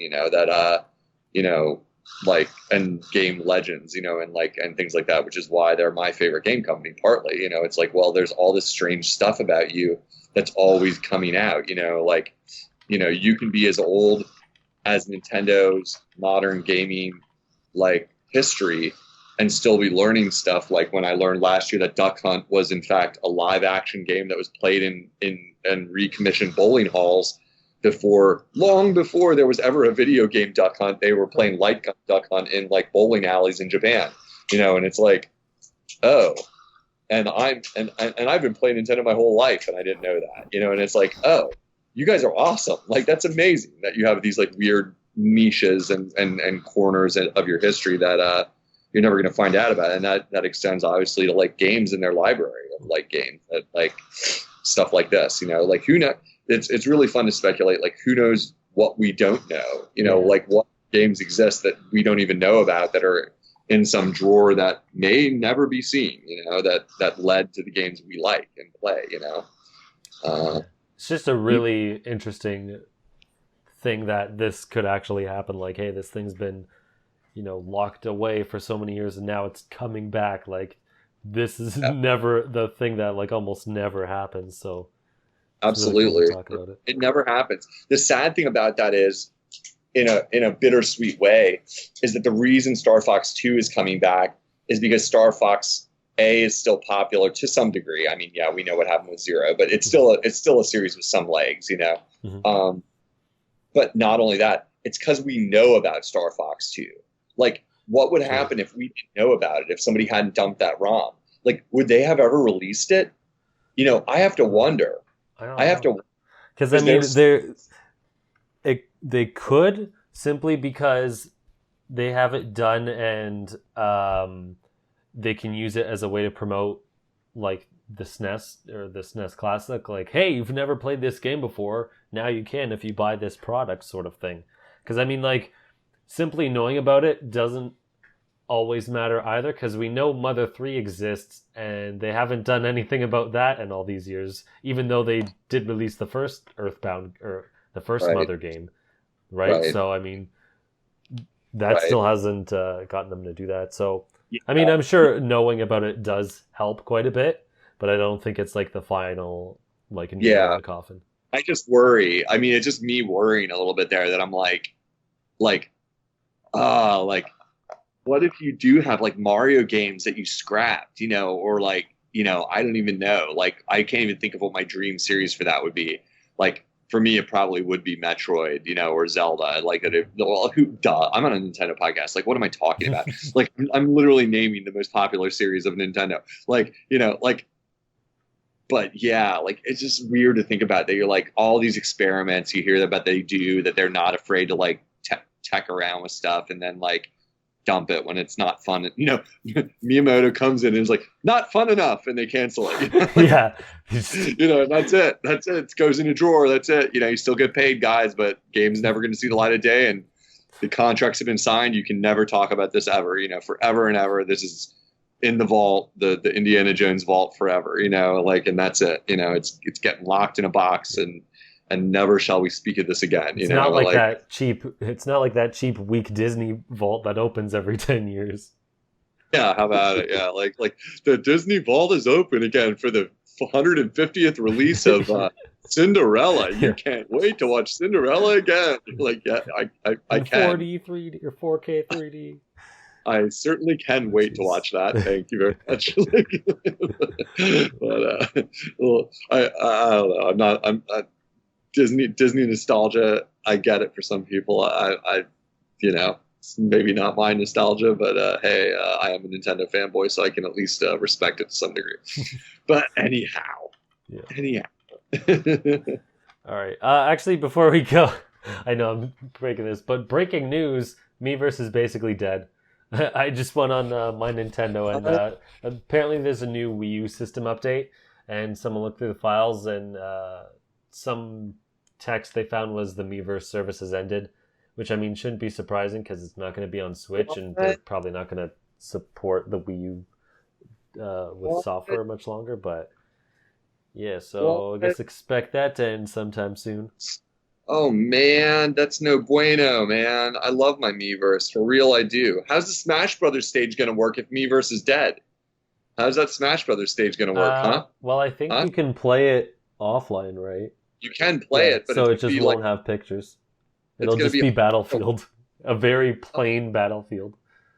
I am genuinely sad. I was a big user of the Miiverse. Not big, no, that's an exaggeration. I used it fondly. I was a one-time user of the Miiverse. No, I mean, like almost every single time I turned on my Wii U, if I had an extra minute when I was done playing, I would like check in because I have a good number of friends on my Wii U, and people post funny things. Some people just merely post screenshots and videos from Smash Brothers. Okay, fine. And then I got into following a few people that made really good drawings and like really good art on there, like really amazing. And I just randomly would follow them, like, just cause I couldn't believe the stuff they draw. And then other friends, just friends that like I like seeing what they're playing and their comments and the funny, like goofy stuff we all post to each other about like funny screenshots from in our games or like, showing that you finished a game or something. If I had to make a top 5 regrets about Switch, I guarantee that like my list would include a lack of, any replacement for Miiverse in my list because I'm gonna miss it. I'm gonna go on there tonight and make a post like just in honor of it. So watch out for that. Yeah, well, it was sad that they didn't like bring it back because I thought it was cool, like a forum for every video game that you can actually access. But I mean, it's probably takes a lot of work and money to like maintain it and try to make sure appropriate things are there. Yeah. So I mean, it's obvious why they probably more manageable on the Wii U since it didn't sell so well. Yeah. I mean, it's obvious why they did it. We've talked about it before, but they just want the bottom line. The bottom line is that it's a closed loop system that only talks to the people that already own your system. Mm-hmm. They want you to post on Facebook and Twitter. They don't want you to post on this closed loop system. They want you to be posting in a way that everyone else in the world sees that you're playing a Nintendo system, not just your Nintendo friends. And I get it. That's a good business decision for them. If it was me, I would have pushed, if I was working at Nintendo, I would have pushed to be like, let's tie it together then somehow. Like when you post to Miiverse, you have to have it. That sounded bad. Yeah, like cross-posting. Yeah, like or something. Like I don't know how you do that, but like somehow that you have to have both. Like going at once. Like that. It's like your Miiverse has either got to be tied to a Twitter or tied to a Facebook to have it, and then you get the best of both worlds. But then that could have been a technological pain in the ass. And then again, yes, they have to do the moderating and all that stuff again. With Twitter, it's like they can wash their hands of the moderating and say to the parents of the world. Fault. That's Twitter's problem. Yeah, that's Twitter's problem that your kid like saw something dirty, like on Twitter. Like that's your own fault and that's your kid's fault. We didn't tell you to put your kid on Twitter, And well, I guess that's kind of why they have that screen grab button, because without Miiverse, you just you could do that natively, like you press the home button and then you would just add it there. But because there isn't like Miiverse, that's probably why they have the screen grab button. Like, okay, if you're going to share it on Twitter, since we don't have it in the system, we'll have to have like a thing to set that up. I mean, it could also be because the other consoles also had it. So There might have been something there like, oh man, you can share it on social, that's important, blah, blah, blah. But I mean, not having Miiverse probably helped as well. Right. That's an unfortunate breaking news. I mean, we all knew it was going to eventually come. I actually find it pretty surprising if they shut it off this soon because, I'm guessing they won't shut it off until after the Zelda DLC, possibly. Yeah. Actually, I don't know if they need to wait that long because how else is it gonna benefit them? I don't know. I mean, they probably have some pretty good raw numbers to make a decision based on, because since they suddenly attached recently, they attached all our accounts together. That like when you could suddenly add all your 3DS friends and your Wii U friends to your Switch, since that went live, they have hard numbers on like how many people that own a Wii U have a Switch now. They could look at that data and know, like, okay, here's how much longer we have to support the Miiverse, because some of our fans are still using the old system but don't have the new one, yet. And that, certainly they're approaching that horizon where they're like, well, how long are we going to keep it open for a system that is definitely like seeing less and less user base every single day, like is moving away from it. I hate that about modern gaming. I can rap on that for the night. Like I hate that about modern gaming, because games should be permanent in my mind, like that you can go back to them 10 years later and play them. And that is something I detest about modern gaming. That's like makes me feel sad inside. That's like, well, like that's so weird to think about servers going offline and games going dark, or features of a console going dark, because other than videos, nobody in the future will be able to use a Wii U in the same way that it was meant to be used. Like, it'll be not accessible in a literal sense, that the Miiverse is gone, other than watching videos of it, like online. Like, you won't be able to play with it and go back to it, like, in 10 years, and it's a sad thing. It's a reality. Well, you know what? It may not be all that dour, because you might think that, and you might think something like, oh, the Wii eShop, that's probably not going to exist, but the people who made the Dolphin emulator have actually made it so you can access the Wii eShop and actually pay for the games on there. So maybe it's and also play like the games online. So, and I'm pretty sure you can play games that like the servers are probably dead, because I know they shut the Wii servers off some time ago. So if there's enough fan not demand, but interest, right. Someone might be able to revive it. But that is a great way to wrap, with like a positive spin. I opened with a death. We end with a death. We end on a eulogy. Yeah, but you put a good spin on it. So that's true. Yeah, where there's a will, there's a way. That is very true with gaming and almost everything. So maybe so. Maybe they don't go offline forever. You just need a devoted fan community to keep it running in some bizarre new format, and I can totally see that happening. So that's cool. Good idea. Good way to look at it. All right. Too bad no one will hear it at the end of 2 hours. But we did, and that's what's important, and maybe the other 5 people listening. But until next week, you can find me at the Manga Viking on Facebook, Twitter, YouTube, and VidMe. And Unoclay, where can people find you? Well, for the next 3 weeks, they can find me in New York City.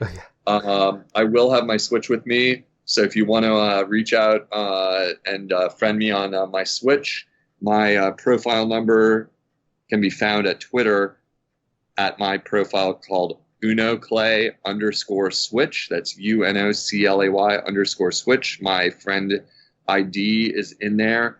And maybe if you randomly go into Nintendo New York City store and walk around and yell Unoclay at the top of your lungs, I might just answer. You have no idea. You may be there and just be like, nope, not answering. I'm not answering that crazy guy. No, sir. Great times. All right. So wherever you're listening, you can find us at Just Another Castle on basically every platform on the internet. If you want to send us questions or be a guest, you can message me at the Manga Viking. So until next time, we'll leave luck to the heavens and leave gaming to Nintendo.